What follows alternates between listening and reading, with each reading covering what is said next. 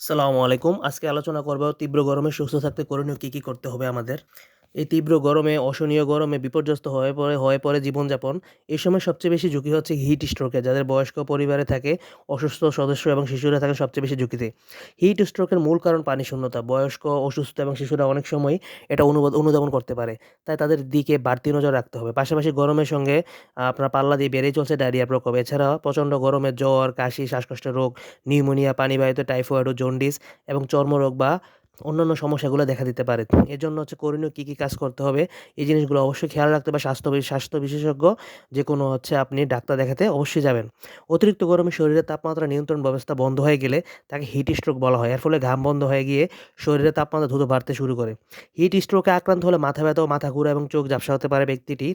এমনকি অস্বাভাবিকভাবে দুর্বলতা, মাংসের টান বা বমি অনুভব হতে পারে।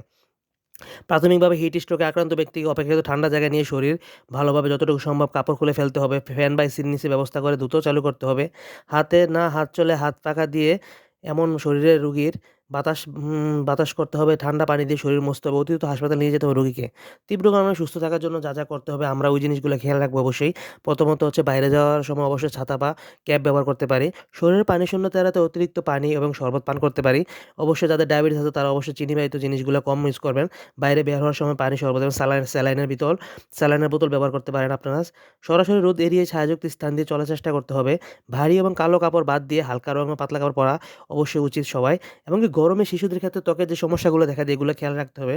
ত্বককে সূর্যের ক্ষতিকর প্রভাব থেকে রক্ষা করতে সানস্ক্রিন বা প্রয়োজনে সানগ্লাস ব্যবহার করতে পারেন। খুব বেশি প্রয়োজন ছাড়া বাইরে যাওয়ার দরকার নেই। বিশেষত যারা হৃদরোগ বা লিভার বা কিডনির স্থায়ী রোগে ভুগছেন তাদের জন্য। শ্রমিক এবং রিক্সা চালকদের মাথায় ক্যাপ কিংবা কাপড় ব্যবহার করতে পারে। এমনকি সকাল ১১টা থেকে ২টার সময় ৩টার সময় যে রোদটা থাকে, ওটা সবচেয়ে বেশি তাপমাত্রা বেশি থাকে। তাই এই সময় বাইরের কাজ কমিয়ে আনার চেষ্টা করা খুবই ভালো। একটানা কেউ যদি রোদে কাজ করেন বা কাজের মধ্যে কিছু সময় পর ছায়াযুক্ত বিশ্রাম নিতে পারেন। এটা খুবই উপকারিতা একটা যে কাজ হবে। বারবার মুখে ওই সময় পানি ঝাপটা দিতে পারেন। বারে পানি পান করতে পারেন। হালকা লবণ মিশ্রিত কিংবা স্যালাইন এক্ষেত্রে সবচেয়ে উপকারী। রাস্তা এবং ফুটপাতের অপরিষ্কার নোংরা পরিবেশ তৈরি শরবত, চা, অন্যান্য খাবার পরিহার করতে পারেন। এগুলা অবশ্যই আপনার স্বাস্থ্যের জন্য খুবই ক্ষতিকারক। কিন্তু মানুষের দৈনন্দিন জীবনে এগুলো খেয়ে থাকেন। যতটুকু সম্ভব ওইভাবে এভয়েড করার চেষ্টা করবেন। যাদের দিন আউটডোর ব্যায়ামের অভ্যাস থাকে, যারা সময় পরিবর্তন করে সন্ধ্যা বা রাতে করতে পারেন, অথবা ব্যায়াম করা স্বাস্থ্যের জন্য ভালো কিন্তু ছায়াতে করার চেষ্টা করবেন। রোদে যত কম যাওয়া যায়। শরীরের তাপমাত্রা কমাতে প্রতিদিন গোসলের অভ্যাস করতে হবে। প্রচুর পানি, লবণ আছে এমন খাবার, বিশেষত তরমুজ, ডাব, পাকা কলা, শসা, স্ট্রবেরি এমন ফল খেতে পারেন। যার সামর্থ্য অনুযায়ী যথেষ্ট বিশ্রাম নিতে পারেন।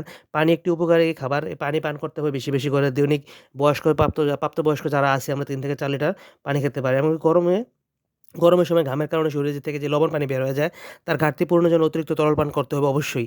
তাই গ্রীষ্মকালীন ফল দিয়ে তৈরি তাজা জুস হতে শুরু করে ডাবের পানি, লবণ, চিনি, শরবত, স্যালাইন, বারে পানি খেতে পারেন। আর খেয়াল রাখতে হবে প্রস্রাবের গাঢ় রং পানি স্বল্পতার কারণ।